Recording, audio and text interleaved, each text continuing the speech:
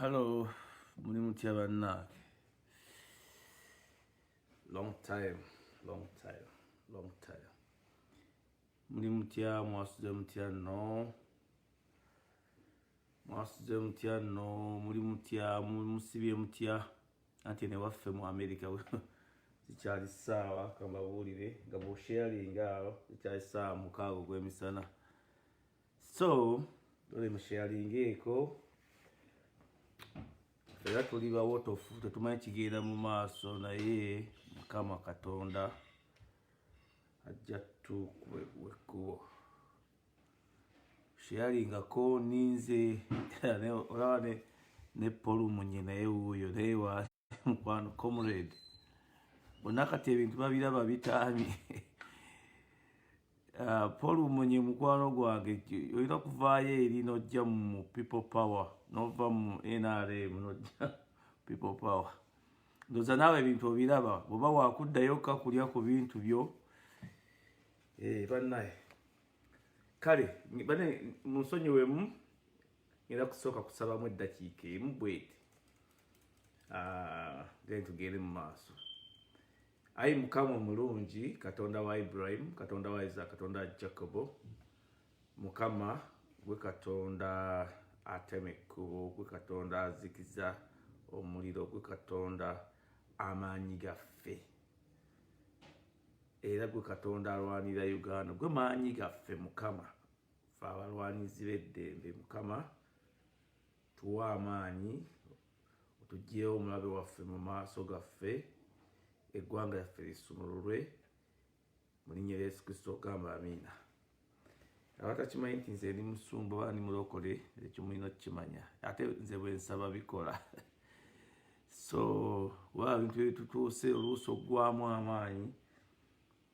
Kakati ngenda kusooka ngenda genda kuba n'essaawa emu, nja kuvaako mu 1 hour exactly. Kakati ngenda kusooka ne mwami Sipapa. Ate mwami Sipapa tugende eri bano abavubuka bonna aba NRM bakada abali trained abaga be batandise okuwa emmundu. Katubabuulire ebigambo byaffe mubiwulire. Eggwanga eryo lyolaba erya Uganda livudde wala nga libonaabona, kati abantu bagenda kulinunula. Oba mwagala oba temwagala, Mukama nga bw'ali omulamu. Naye mmwe abantu nga Basipapa babajjo okubawa emmundu ogeza kukutta abantu mu Uganda. Kati ne mulumba ebintu bino people power. Nja kwogera ku kintu ekyo ekigenda mu maaso. Nja kubawayo akagero kamu. Mayinza njagala nnyo okubawa reference. Omanyi abantu ebintu engeri gye babirabamu ffenaffe si gye tubirabamu. Mu Indonesia eyo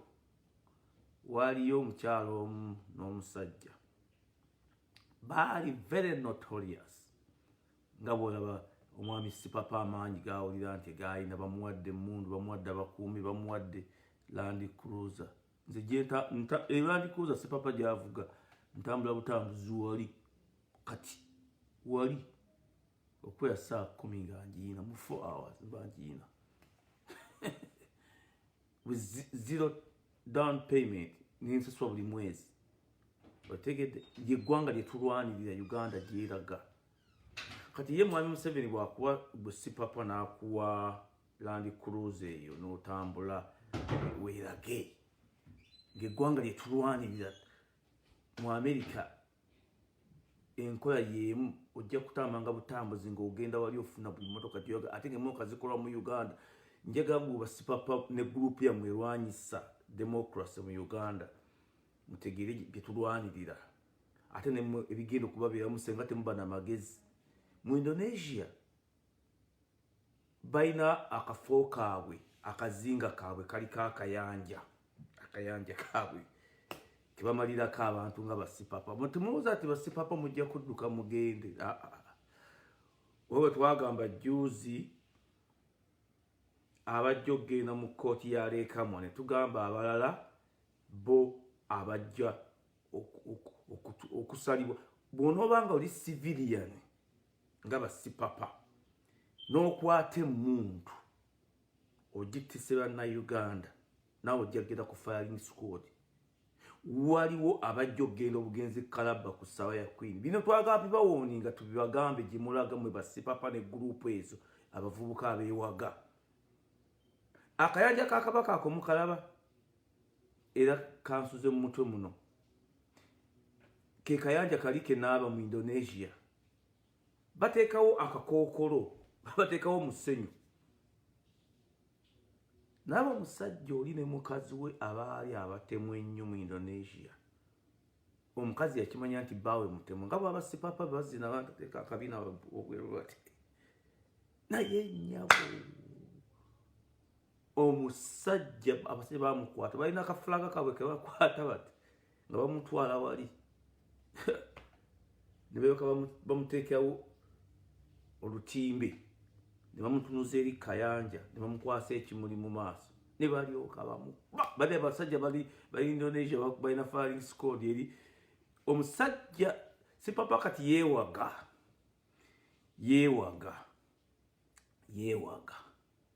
naye abantu bali mutwala omwana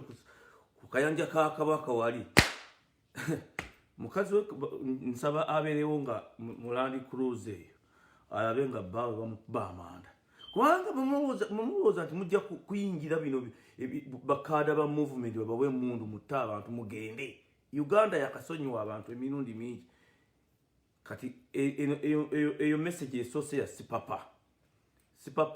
ne gurupu eyo mulowoozeemu gye mulaga kuba tujja kwenunula ffe bannayuganda. Ekyokubiri kanjogere ku balamuzi. Abalamuzi bakaada ba Museveni mwenna bali mu judiciary system ya Uganda. Ebintu mula Uganda gyeraga tekyadda mabega. There is no return. Kati no kyankibabuli abamu bakwano bange ne si bonna nti abalamuzi babi kuba n'emikwano gyange gy'abalamuzi. Naye buli ewulira nti kaada asaliriza emisango buno bukojjokojjo eggwanga mugenda kuliteeka mu katogo kati neera abantu bajja kuwangula. Naye mukijjukire nti bw'olaba ng'omusango kati ng'egyo gyolaba egya nuupu giki oba gye bakugambye kola bwoti obukodyo Museveni bwe yazannye ku kibalama biki byonna nga tobisobole omulimu gwe jeemu judgment gye jeemu gigaane oba obulamuzi buveemu olikola mu gavumenti ejja bwe bakugobye kubanga oganye okukola omulimu gwa omusajja egundi wano Hong Kong kubanga Hong Kong bakyusizza political system ne bateekawo yaba musibira bo ne bakola na constitution empya n'amateeka amapya ne bava ku ndagaano ziri zibakola ne Bungereza nga baddiza Hong Kong. Omusajja omulamuzi abadde ow'amaanyi bagambye nti bannange munda muli siso akola kintu kino kanve ku bulamuzi n'abubaddiza zaakoze zimala agenda akola emirimu emirala naye nga eri ekyobukyamu takikoze. Nammwe abalamuzi mbabuulira emisango gino gye mugenda okusaliriza ekigenda okuviirako eggwanga okutabuka kubanga kyagwebe munaamugamba nti babakozesa temujja kumukkiriza kwesimbawo ku bwa pulezidenti n'ekibiina kyo kukivolongotanya mukimuggyeko nga yekkubo lyokka erigenda okununula eggwanga mu mazima. Bannange mulowoozeemu emirundi ebiri nkibagamba ndi wano sikweka mannya gange Richard Muyombya wano ndi live mu America Boston ajje wano mbabuulira kino kibabuulira mulowoozeemu bw'olaba ng'omusango temugisobole excuse yourself for the good of your family your country. Museveni amaze okukaddiwa abantu bamugaanye international court fera tumugaanye kyeva tujja wano tumukuba teri muntu yali azuukusa kuba pulezidenti w'eggwanga nga bwe tumukuba n'akatweko ako nga tetulina magezi turiskinga ebintu bingi nnyo tukola ebintu bingi nnyo but we have our civic duty as citizen of Uganda okulwanira eggwanga lyaffe nga muliramu lifuusa akatogo mwabalamuzi tubagamba buli amanyi omulamuzi amusharingira akantu kano abantu bajja kubalamula temulowooza ati mwe mujja kutuula eyo nga mumaze nti mwalamula muteekemu akamagezi abantu bajja kubalamula ekkooti ey'abantu mbi nnyo ekkooti ey'abantu abantu bajja n'omuggo n'ejjinja n'ekipiira ne parafiini gye biggwera muddeemu ku magezi kati kanjogere ku kyamwami Kibalama kubanga abantu abamu Kibalama tebamumanyi kubanga nze nina questions zembuuza saagala kugenda mu details biki paka kulinde bibinaggwa naye mwami Kibalama mumanyi kambabuulire nti mwami Museveni omanyi nze nasoma mbadde mugobera mwami Museveni emyaka mingi mumanyi nze manyi mwami Museveni kyova nti buli kantu konna konna nkagoberera mwami Museveni talina training Kibalama gy'alina Kibalama yali chief driver ne bodyguard owa Milton Obote ekyo nkiddamu yali chief driver bodyguard Obote yakozesanga divide and rule nga takkiriza ate bakyoli kumuvuga bo babeera ku kabangali waggulu naye bano abatamba naye munda simanyi oba mukimanyi oba eri alabye ku Kibalama nze saagala kwogera kubanga ndi kumpewo newe njo kkoma kuba Kibalama mumanyi Kibalama mumanyi Agre Mwambu Kasozi oluvannyuma bamujjayo ne bamuteeka ku parliament awo ng'avuga bulenawuto bumyufu beba bodyguard naye simanyi nti mwami Museveni alina training Kibalama gy'alina nze sirabangako muntu bukyangambawo abo basajja badriver bamutraininga Cuba wate mukimanyi ekyo Cuba ne mu Soviet Union abuuka ng'akawundo nze sirabako muntu abuuka ng'akawundo ng'emmotoka ey'Obote gye mulaba ezo ze baavuga nga zibenzi ezo zimisoto ezo zino ng'abuuka ng'akawundo bwati ng'emmotoka edduka oba azikulanga bati gye Kibalama oyo so katoyinza kuŋŋamba nti Kibalama yabadde ayogera ebintu ebyo ng'alwanira eggwanga naawa Honorable Kyagulanyi ekibiina otegedde nze nakoma okumulaba ng'ali wano Boston naŋŋamba abeera Maryland alinayo family bwe yategedde nti akoze transaction ali mu danger yandibadde alinnya ennyonyi n'akomawo mu America for the time ffenna ffe twali musuzizza wano mu nnyumba eyaffe oba ffenna twali musuzizza batakyalirayo family ekyokubiri ku capacity n'emikwano Honorable Kyagulanyi gy'alina bandibadde bamufunira asayira mu ba visa n'afuluma eggwanga kati nkyatayinza kwogera bintu ebyo bye yakola transaction zonna ligale enkya n'abanga bagamba nti ali under stress UPDF emukuuma okusooka baali bamukwata yabagamba ne basajja banneetolodde awaka ewange kakati ayogera ebintu tebitegeeka abantu bonna ekigenda mu eggwanga ligenda kutabuka nze simanyi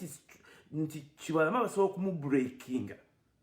ebasobola omuwa essente zisusse zeyandifunye n'okununula eggwanga kubanga bwe ziba ssente Honorable Kyagulanyi yandimuwadde obwa vice president be babanoonya kubanga kati babuulire ffe twali tuyingira ebyobufuzi bino emyaka gye tubimazeemu nze saabiyingira kufunamu ssente nze nabiyingira kulwanirira bantu bange kubanunula ekintu ekinnuma ennyo mu Uganda kankibawulire kanjogere ku bintu nze ebinnuma njagala ntuule wansi nga ndaba Abaganda boogera Oluganda lwabwe Abakyoli baboogera Abagisu Abateeso Abalango Abanyankola baki buli muntu ng'ali peaceful mu Uganda nga nsobola okusala enkoko yange nkibagamba bannange ne bansekerera nze kino ekinnuma mu Uganda njagala kulya enkoko eyo gye mumanyi enjoki eyo gye baagyokya ku sigiri eyo enjoki eyo naye nga ntudde wali njirya nga sikyeraliikirira ng'abantu bange bali bulungi tetukyattibwa tetukyali mu lufula bane mubiraba omusajja atugobye kati nze eri Muganda omusajja asooka n'atugoba mu mirimu gya gavumenti gye byasooka eri badde mu biwula mu revenue atugobye mu poliisi atugobye mu magye abasajja baafa eruweera awo abantu abalwana abagobi buli omuyika kagezigezi kalina akamukanyanga akomusota akakasajja kyenva baka Museveni kalina akatwe ng'akenseni nze kakuba nze saagada n'erinnya bwe ndiwulira ddala sikeetaaga ddala so God forbid kasana sose kusaba sikeetaaga ddala akasajja ako kantama eggwanga kyekalikoze ako akanamawanga yes naffe tuli bannamawanga naye twaweebwa obutuuze teri amugyeko naye tuyinza kukola ebyokola ebyo mu ggwanga lyaffe n'okifuula ekyolooni so nze kyenva nzijjawo nenkakuba yes ne program yange ekakuba bukubi buli wendaba akavundu wenkakuba hakati ekyo kyakiwalama yandize ebweru nayeebakayo ebbanga nga transaction azimaze paka eggwanga okulonda kulako emyezi mitono naakomawo lwaki yasigala mu Uganda lwaki kambabuulire enkola ya mwami Museveni enkola ya mwami Museveni envundu gy'akozesa mu Constitutional Assembly ekintu ekyali kyeyaliikiriza Uganda yali Northern Uganda nga ba Northern Uganda engeri gye baali mu buyinza emyaka emingi mu divide and rule ey'Abangereza nti abapoliisi n'abamagye n'abaprison be balina okuba mu forces ezikuuma masses mu Constitutional Assembly wale yali nti can Ugandans of Northern Uganda agree on a federation which is self-government, equal opportunity, because the problem of the country ya Uganda bili ebintu bimu nti buli mu kibiina ekijja na buli bantu abajja amawanga tegafuna ebyeggwanga abantu ne bavuwa ne babibba eventually ne bibagwako abantu ne banyigizibwa ne battibwa kuba bali babanyaga. So mu Doki Constitution mwalimu federalism as 70% ne mu Constitutional Assembly. Mwami Museveni yakola akasajja akakalina akatwe ng'ak'omusota kankavume kikakola nikaga tewajja kuba kuwanika mikono mu Constitutional Assembly nga bakuba vote. No, buli group mwekolemu obubiina mukole caucuses. Mu caucuses mulonde speaker nana moving a motion eba Uganda egenda mu decentralization under system ya socialism eyo gyolaba kubanga decentralization ne federalism decentralization kubanga kukuobo abantu obuyinza wansi oba unitary. The issue was two things: unitary mu system ya government ya Museveni erije yaje nayo eyo mu nsike ya NRM oba federalism. Kati Museveni bekala banga nga bakawangula nikagambe kigambo nzomayika quotinga nesi federal eri eyekimemete bekati bekayogera kubanga federalism entuufu ye ya America. Federalism ye Nigeria tekola, which is partial federalism, ne Ethiopia tekola. Choba katira baina problem mu Ethiopia bajina otegede abatigiri baina self government ate. It's a long story ndiji somesola kakati nga bagamba nti tugende mu self government mu federalism. Kati mu Museveni ne kalaba specials akazibwe nebidandisali mutabani woyo baby ko manyi family yaba bana ekika kya bidandisali bakolimire eddandozo abantu nabo singa bagamba ngati bidandisali ndoza mulundi omanyi igada kyaita kutegeera ani bani kubanga abantu bakoze ebintu mu ggwanga ebitagambika. Kakati ne balaba Besweri Mulondo bwe batuuka ku Besweri Mulondo ne bamupromisinga million 2 eza $2 ne bamuwako cheque ya $5,000. Abaganda bonna bwe balaba Besweri Mulondo nga bawoza tasobola kubalya amulukwe kumbe bo baamuli specials akazibwe wandera oyo mukazi ne bidandisali ne bamulaba n'abatuma Tovante ebitooke babitema ebya Beswell mulondo kati ku constitution assembly budde bwakera ku macha buti bunanga nga bonna ensi yonna olufu bebabuuza nti mwetaaga decentralization oba federalism ko kamaze omulaba ko kati akasota ako ka Museveni ko kanoonya katuvawe kabye nti Kyagulanyi akawangudde kati akawangudde era ne kaba engeri kenvude ngamba bana abalamuzi kubanga balowooza mwami Museveni alowooza nti akyasobola okukyusa kalenda ya Mukama ey'okumuleka kuba alimbi katuli luddawo sitanye okunywa caayi katuli luddawo kamba buliwe tuli zomanyi badde ngobeera mwami Museveni oyo n'obukodyo bwe nembukomparinga ku abantu abalala njagaba kubawa ku history ya Jamaica mawatamanyi Jamaica mwalimu abasajja babiri mu 80s this exact situation yetuli mu Uganda kakati mwalimu omusajja gwe bamuyita Manley otegedde mwalimu omusajja Michael Manley nimbamu omusajja omulala bamuyita Siaga. Michael Manley yali musajja nga mukwano gwa Cuba endowooza ye ya kikomunist kyova nti yakola socialism democracy mu Jamaica ye according to his belief kakati Siaga nga ye mukwano gw'Amerika kakati nyotandika okulwanagana kwe kuveeyo zi gangsters Manley Siaga nenda Michael Manley ne Siaga ne bafuna groups basipapa bemulaba basipapa awo gwe nasookeddeko ne babawe emmundu gwe genda olumbe bali obatte kyova nti mwami Museveni akasajja kalina akatwe ng'ak'enkolongo kikava wano ne kava eri ne katuuka okuwaba bakifeese emmundu mugende mulumbe ne bakawa ne poliisi yeggwanga bwe kalituusizza akabwako so let it be olulimi lwokavuma lwe kanaawulira kajje wano n'emmundu zaako nange njiina mu nnyumba otegedde kajje n'emmundu zaako kakati akasajja ako Manley ne Siaga bwe munaafuna groups ze abo natandika okufa kati bamu Museveni kyova nti provoking the people power okugituusa ku ekyo people power negaana kubanga ye Kyagulanyi abilivinga mu true democracy n'emirembe si gangster gye yakulira ne gye yava mbeera yansira ffe tumwagala mu democracy abantu be basalawo kiki baagala gwe totusalirawo kasajja gwe nze nja kuvuma kuba kati wootuuse tujja kuvuma daire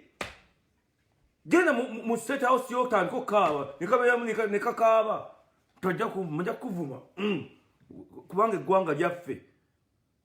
si buli mukulembeze mu nsi nti attabusi bantu mu nkola y'envundu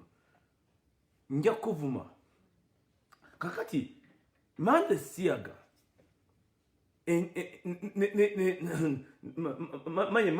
Michael Manley ne Siaga baali balwanira political system exactly nga kyetulwanyira mu Uganda. Kyagulanyi atwala mu referendum ffe twesalawo bannayuganda atuzzayo ku drawing table ffe ki kye twagala mu Uganda, we the people of Uganda. Museveni ye yatugamba nti enkola yammwe ne constitution gye nabakolera eyo Gasiya Nagisi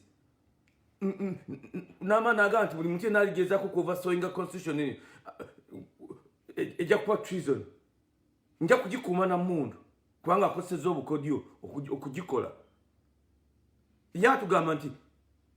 alaba enkola ye entuufu n'akwata ensi n'agigabira abantu abalala bonna, abantu ne baswa mu busiisira. Ffe tugamba Kyagulanyi agamba nedda, ensi yaffe nze nyina amagezi n'emikwano ezigenda okuzimba eggwanga libenga Europe oba libenga America. Democracy, economy, obugagga, well-being. Mazima ntunulidde olwaleero nenga nti nteeka okujja wano nkakube looleezo zemulaba ezo eza fire brigade yazikiridde emakere nga bazikiriza omuliro. Binaisa yazigula ne baasi oba mwetwamaako baasi zi UWP zetwalinyanga eza UTC. Binaisa yazigula. Binaisa yali mubbi naye ate teyatuuka Museveni watuuse. Binaisa yali mubbi naye teyatuuka Museveni watuuse. Ezo looleezo olaba eza fire brigade ezo oba zi 515 oba 1513 oba 911 Binaisa yazigula. Mazima jjukira emyaka emeka nga Kyagulanyi atugamba nti eggwanga tulinunule tutuule wansi tulizimbe tukole kyebata self government nti buli tawuni emu ettawuni emu eno mu America ettawuni emu gye tulimu erimu fire engine ezitaka wansi 50 buli kasonda wadde ennyumba za mbaawo buli kasonda. Eri waliyo west neno waliyo neri waliyo neri zonna ziba zirinze bwogikwatako essimu nti bane omuliro guguno dakiika 10 oba 5 zituuse. Bwe kiba omuliro mungi nnyo system ettawuni endala ziweereza ettawuni endala neziweereza loole neziba 10 oba 2 nezikiza ekyalo. Bino bintu tubibasomesa ye Uganda empya gye tulwanira ffenna Kyagulanyi gyalwanira ffenna gye twagala. Ekizimbe kiramba kyaweddewo kuba oba bayokeddemu papa za president oba oli ababbye sente ne loole bazisukuma emyaka 34 kazimba majje tanki ez'omulembe helicopter ez'omulembe air force ey'omulembe lunaku kapasiga wakabwako. So let it be kuba olwaleero kantegeere akasajja kano ka Museveni nja kakuba paka abantu yakategeera enfuga yako envundu. Katugende ku 10-point program oba tugenda kukwata ku democracy yenyini mu 10-point program dakiika zenina nja kakuba. So let it be yenyini bweri akwa 10-point program ekisooka buli ogwasooka wiiki ewedde nali nsoma ku economic strategy and mixed economy. Kati olwa ngenda kugenda ku democracy olwa ngenda kwogera yenyini ndi ku 10-point program tulabe the difference between what tulina okuwagira Kyagulanyi ne tawagira Museveni. Democracy esooka ne election. Ngenda kwogera ku election muziwulire kakati esooka etya kubanga abantu ebintu bino tebabitegeera. Abantu abasinga tebabitegeera mu byalo kubanga ennaku yabakuba n'ez'okunoonya ez'okulya n'omuzigo takyategeera kigenda mu maaso. Mu America nze ngezezenya akatabo kano nkaagala akatabo kano nze nkaagala nnyo. Akatabo kano bakayita Learn About the United States Quick Civic Lessons and the Natural Science Test. Nkaagala nnyo ngobadde osaba okubeerako wano. Basokera kugamba nti what is the supreme law of the land? Ye constitution. Constitution tebeera ya nti erina kuba mu ggwanga mirembe na mirembe. Kyova nti Uganda yakaba ne constitution ez'ebikwanga nyingi. Katulina okukorayo constitution yemu. Ekyokubiri, what does the constitution do? Kubanga tebabimanyi. The constitution sets up government, defines government, protects basic rights of the Americans. Kati nsomesa busomesa olwaleero abantu batandika okutegeera difference ya Mwami Museveni ne Kyagulanyi. Kati tegeere tuzzeeyo tugamba nti constitution mu democracy yesooka kubanga yekuuma yesettinga government, defines government and protects basic rights of Muna Uganda. Constitution yange egamba bweti. Kakati mu part 3 egamba the idea of self-government is in the first 3 words of the Constitution that are we the people. We the people. Ye Kyagulanyi atuzaayo wali nti ffe bannayuganda. Kuba ekyaliikiriza ennyo abantu ekyo twakyogerako tugamba nti kati nga ffe abaava e Kenya lwa Uganda ejja beyingiza abantu bangi nnyo kati bafuuka bannayuganda. Ffe abaava e Sudan ne bafuuka bannayuganda. Ffe abaava e Rwanda ne bafuuka bannayuganda. Ffe abaava e Burundi. Ekika kye wayingiramu bw'oba wayingira mu ky'Abaganda eyo gy'ojja okusalirawo ng'otudde mu teryajja kugoba. Kuba kati problem eriwo gye tulina okufightinga nayo nti Uganda mu nkola y'Amami Museveni okudestroying society akasajja akakabwako kuba Marxism breaking ne destroying society n'ezimba empya mu malabe beepanka nti muli Baganda wano waffe ne kabajjawo ne kabatwala. Mwene musenguka kati mumulowooza nti bwe mukkiriza n'abasengula olw'obwavu n'ennaku n'okubagoba mu bitundu abasajja bajja n'otuguba abasente. Gwe n'ogenda Luweero bw'aba yalina ssente ng'akyaziina ez'amafuta n'ezo eza Lake Victoria eziva mu nnuuni n'ez'emisolo ng'akyaziina n'amagye bw'anaama okuzimba Kampala ne Luweero ajja kukugula akugubeyo era ojja kutambula omulundi ogwokubiri era abeera Luweero ogende wansi eyo ekiguuli naye bw'anaafuna ssente nyingi naye akusindike ojja kwekanga gwe yali abeera e Makinde kati obeera Arua mu kyalo kubanga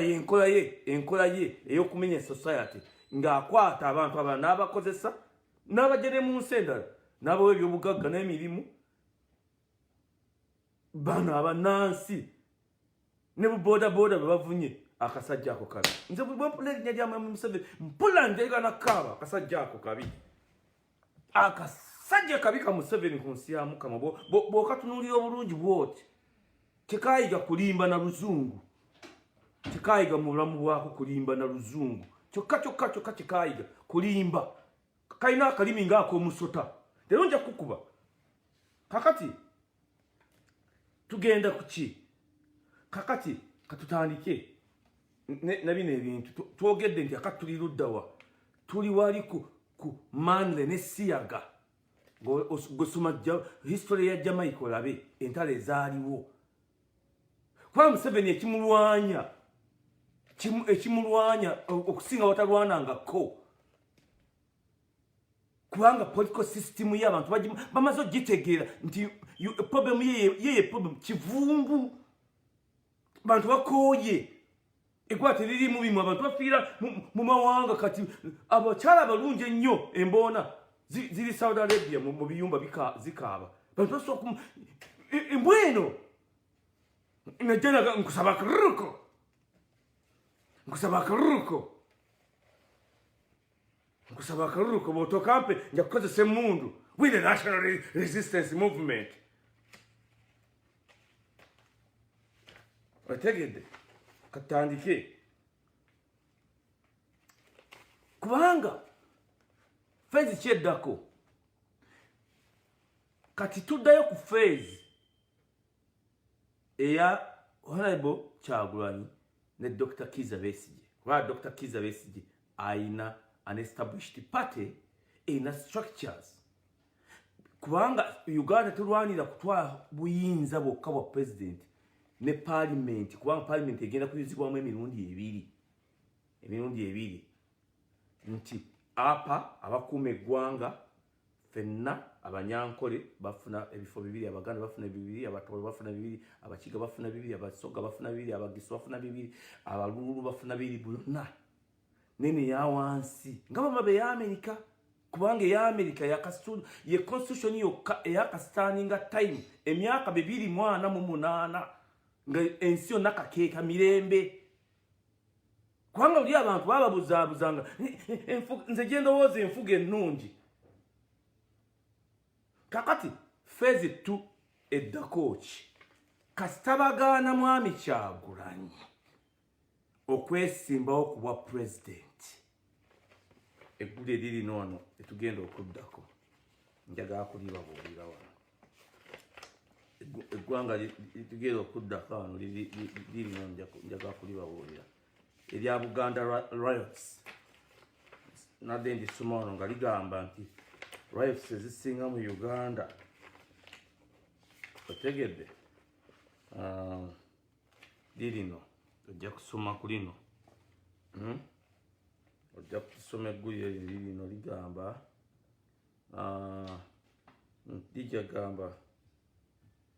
lijagamba bwe liti ojja kugenda osoma ku gguliro lino yo omutwe gwayo guliruddawa. The September 2009 riots came 43 years after the first riots in the same area in 1966. Ebugerereyo. Both riots were against the central government's treatment of Buganda cultural leaders, the Kabaka. Ekiddako Kasabagana Kyagulanyi okwesimbawo ng'Omuganda ku bukulembeze bw'eggwanga tulina kugenda mu uprising mu riots tetulina okukola nga tudimandinga we the people Kyagulanyi yeesimbewo Kasaba Muganda eggwanga nga litabuka eryo lijja kuvaamu phase ey'okusatu kanjibabuuli eryo lijja kuvaamu phase ey'okusatu kwakati bwagaana ne kagrupu ke ne system ye yateeka mu balamuzi buli omu wonna n'ateekawo ababe ayimeyi n'alagira ati bukola bwoti otokola bwoti bw'oba oganyika nkwesente tulina kukozesa kino riots zijja kumuggyako buli munnayuganda ate kankibabuulirire kino mukibabuulire nkiddamu ne kati ku record nze ni mu international political wing ya people power ebula wiiki ntono nnyo tugere mu presidential debate naku ntono nnyo tugere mu presidential debate oba wiiki ziri nnyo bazo basatu tubayo wiiki mukaaga ogenda mu akaluka wano kakulu nnyo ku Uganda mujjukire nti ekigambo ekisalibwa ku America kiba kikulu nnyo era tulina upper hand ew'omusajja ono ajja Biden akasajja ako kamusebe nti mulowooza nti buli muntu yeebase buli muntu wakatunula bakakooye buli muntu wakakoyi kibakoze report ziri ku Uganda ziri bwe ziti bakanoonya bunoonya wakakubira akabwako katuviire kubanga ekikatiisa ati tekoogerwako kubanga ka president kakitaffe mulaba baserwadda badduka ne bagenda balina bakatonda babiri bakitaffe mu state house baba bawa ssente muliddawo abasajja nga baserwadda muliddawa bakitaffe mu state house ne mugenda ne munona ssente byayona ssente mu state house nga bannaddiini bajja kukuba emigga emiyitirivu n'amagundi it doesn't matter nange ni mulokole naye katonda takulagira kulya nguzi mu katonda balina bakitaffe mu state house kabayise mu kusaba basheeka babayise mu kusaba ne banona amabaasa bakibishop abalimi bajja kukuba emigga abo bababiwule babayekenga bonna besi bambugozi banyiga ebiwundu kino kimala eggwanga yonna nelivunze buli muntu alina kuzukuka ekiddako ekyo kigenda kuleeta phase 3 ati tunoonya democracy yino at least 3 inmates who escaped from Singa prison in Moto district were Moto district on Wednesday have been killed and 7 others captured. Besigye akugamba nti ekkomera lye baamusibirako lyali lijjudde abantu bano. Kalamojja waliyo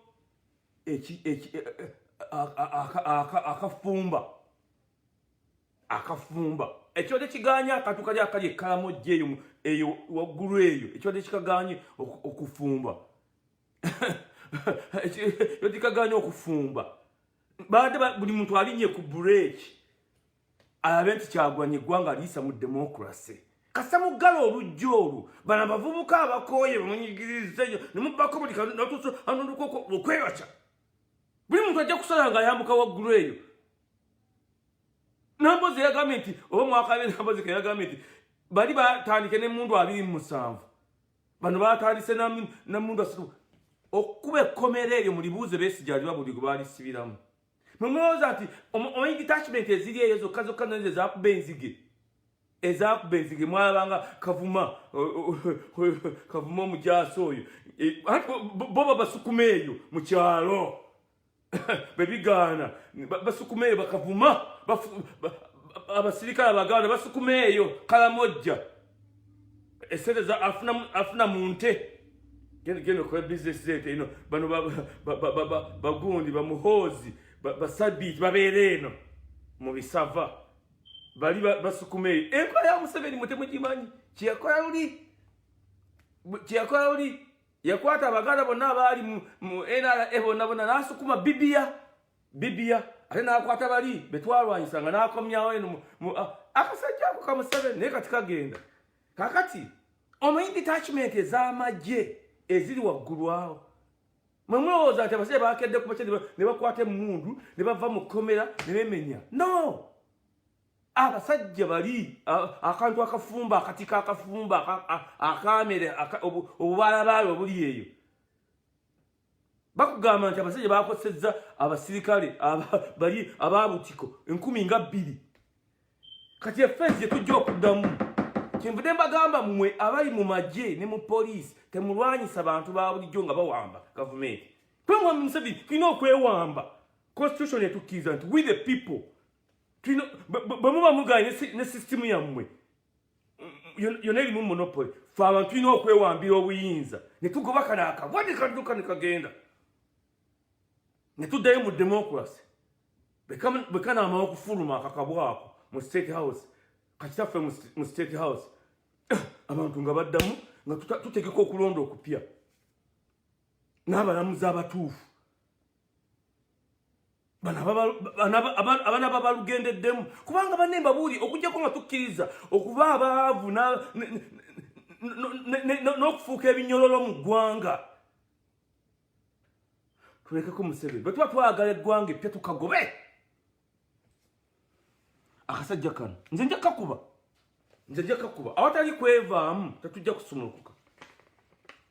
awatali kwevaamu tetujja kusumulukuka okiwulira awatali kwevaamu tetujja kusumulukuka nkyalina eddakiika ntono malirize n'eddakiika 15 tetujja kusumulukuka otegedde akati ngeggule nkyali kali akafumba eya feezi firi eyo feezi firi nze nabagamba nti akabwa kano ka Museveni kaga kufa n'abantu bangi nnyo otegedde kalinda onakwe kalingia mu komanda wonne kanyiga amapesa ne gaggwayo kyenava ngamba bali abasajja baganda bange abatoolo abanyankole abakiga bwe bateeka abanalwanda bali mu magye tetulwanyisa bo kyagweye bagasirwanira ggwanga pya ekiriso kankiddemu omulundi gumu concentratingeko wano omulundi gumu abasajja nze nyina emyaka 55 sigikweka so let it be I am who I am akasajja kemulaba abasajja abakyoli n'abalango abaali mu system nga balowooza nti bajja eno okutirimba basuza nga abantu nga bakaaba mu panda gaali bali abantu nga basula bakaaba bali balowooza nti bakiggadde balwanira obote naye oluvannyuma ne bakkiriza nti Uganda egende mu federation wali mu constitutional assembly bwe nabagambye bakkiriza bwatwatuyayikidde nnyo basisiri ogwalabo be baali kokasi ya Northern Uganda mujje mubabuuza ebintu bino muyinza nti mbibalimba omanyi bwe kyava loole buli lunaku ezabattiddwa ekyaggwe erubeero eŋŋoma efotpoto buli lunaku abaana baabwe nga bakomawo mu makeesi bwe babe bayingiza mu kikosi maluumu bakwata amagye bagafuula agaabwe nga bwaba Museveni bwe yakola amagye n'ateekamu ababe bokka balowooza bamukuumira essaawa yatuuka ng'abakyoli kubanga abakyoli be baali bakulutu abalango nga be ba officers otojja okuba yakikola eyali chief of defence forces be yakikola kakati abakyoli bagenda okukola nti buli lunaku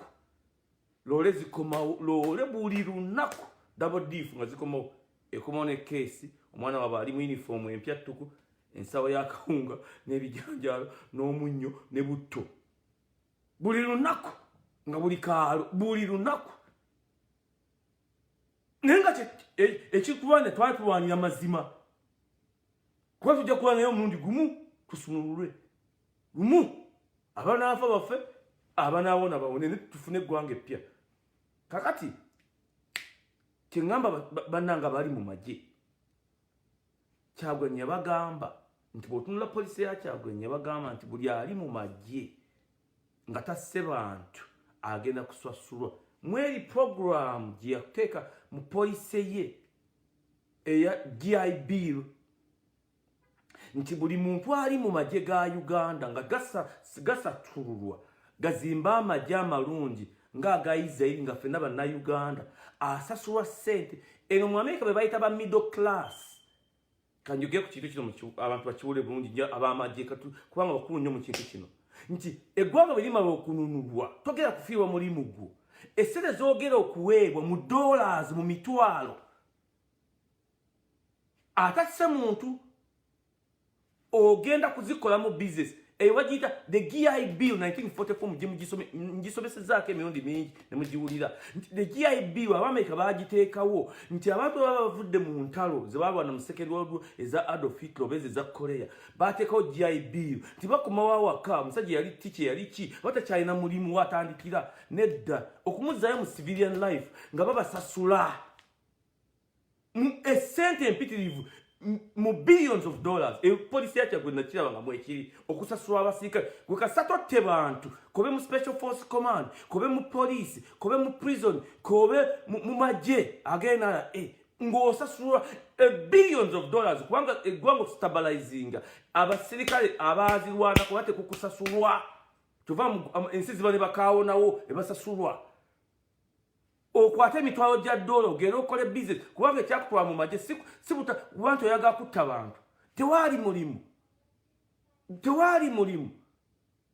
kubanga eno poliisi eya Kyagulanyi gyagenda okukozesa okukola emirimu ezo entandikwayo si bino byowulira nti umoja mutunde ebintu biva mu Dubai nedda ogera kusasulwa ye GIB weeri bw'osasulwa ogenda okole business ate bakuzeeyo bakusomese ate oyingie mu magye gali ag'eggwanga ng'agayiza kubanga buli muntu munnansi okuva ku myaka 18 paka ku 59 ate okuba musirikale wa ggwanga eggwanga tulikuumira wamu eggwanga amagye tegajja kuba gabaganda bonna kakati gabaganda bokka gabanyankole bokka gabanalwanda bokka gabatolo bokka gabakiga bokka gabanozani Uganda bokka gabalulu bokka no ebintu bya Kyagulanyi byonna bigasa ffe we the people nti kino ekyabajasi wakati mwami Museveni gyatusukuma gye tulaga nabagambye nti olaba abasajja 200 baakubye ekkomera ddama n'emmundu bazitwala babage ku TV baakutteko babage mumulowooza nti bali abaakubanga abantu ekaseese mwami Museveni yo kamuba buli mwanda ye we yalowooza nti yali amaze okusiba eggwanga omulimu gwako gonna konna kakajjeko genda osooka obumbeyo emitima egya golodi obeerewo ng'omaze okufa kati ekaseese baakakubanga kubanga naye bekakubanga bwekaba kagenda okukuba kamala kutamba omwezi mulamba ne kagenda kyoza ati abantu basobola kutamba nti bavudde ne bagenda kuba ne kalamojja kuba bano abantu abakooye determinant ya struggle ng'eno ye self-sacrifice nange wano ndi mu self-sacrifice okwewayo n'ogaa nti kino kituufu kyenwanira kituufu si kulwanira kubba kulya Kyagulanyi tayagala kununula ggwanga kulya nedda yagala kununula ggwanga tube bulungi ffenna ng'osobola okukola emmotoka osobola okukola ennyonyi osobola okukola firebrick naye omuliro ne gwokya university namba kubanga balina bye bookyeramu ebizibiti ng'emmotoka binayisa yagigwa ne baasi ziri eza kinaana nekayoka kajja nkusaba akaruruko nakasonga alina ekkero ly'eddamba likola mundu na tanka katunda n'okutunda akasajja ako mugende nakasonga mulabe kakola tanka n'amasi ne mundu kubanga obulamu bwako bonna mundu kona kakaddiye kati kapa gwani alina okufa abantu balina okufa kulwa ebyo mbwa so let it be bane kino kyange kankakube katugende ku gundi nine eddakiika ntono nine eddakiika 5 muyinza okuloza nti political system yaako nnungi otegedde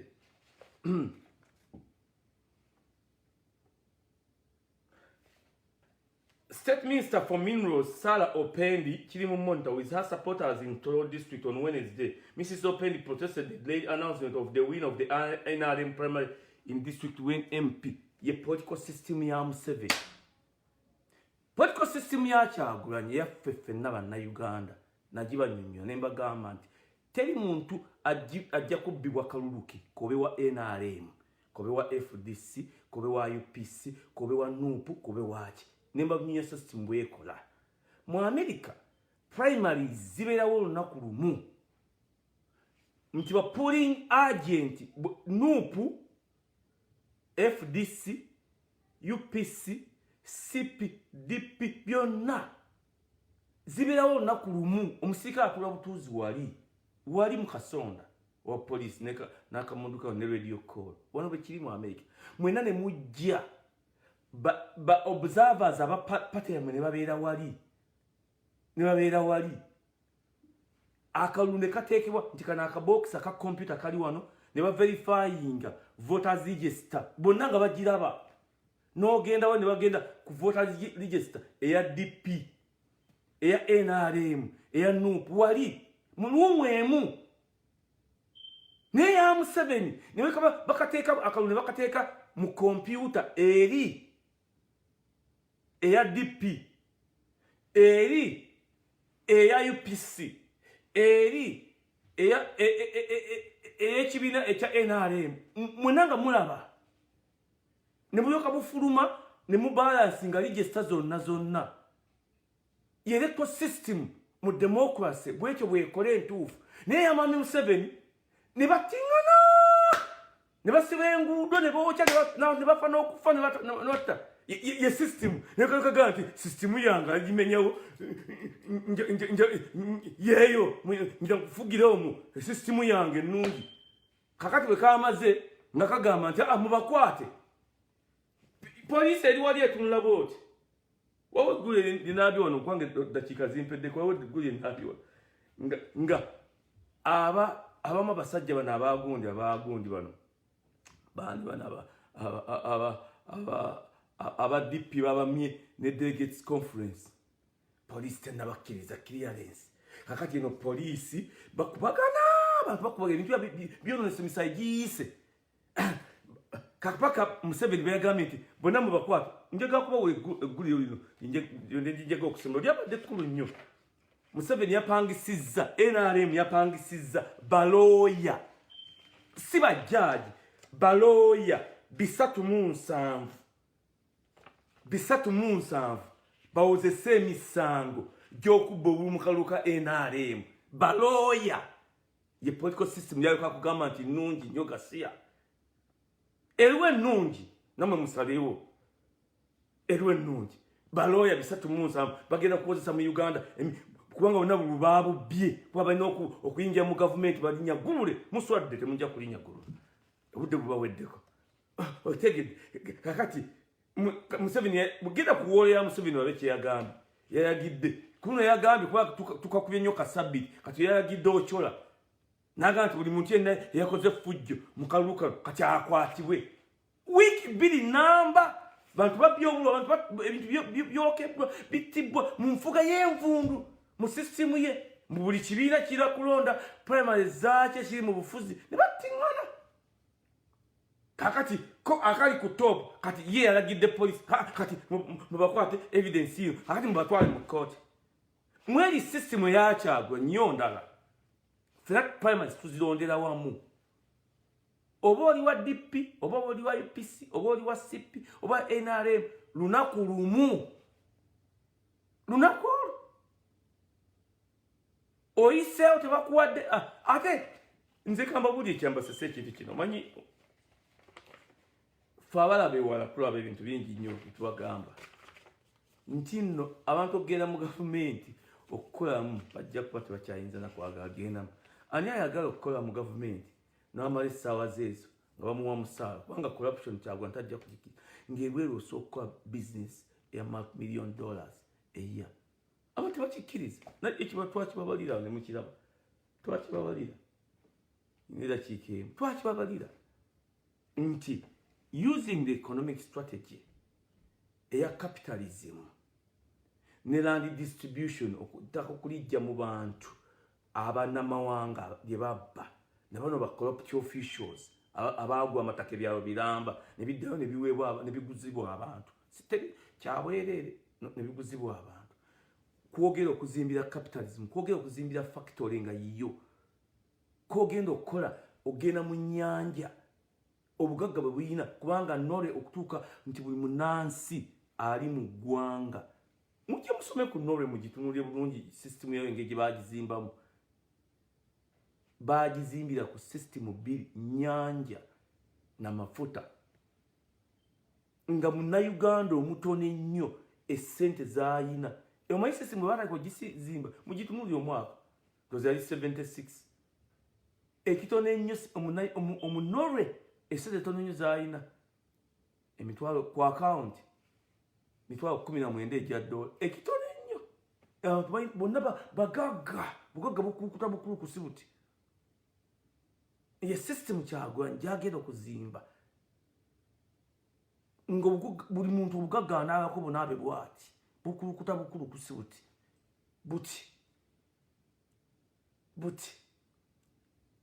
nesiye enfuga ya Mwami Museveni envundu gasiya envundu buli kizibu kyonna eky'eggwanga kiri ku Museveni bali musome ebintu bino damuwulira programu yange bwe njogera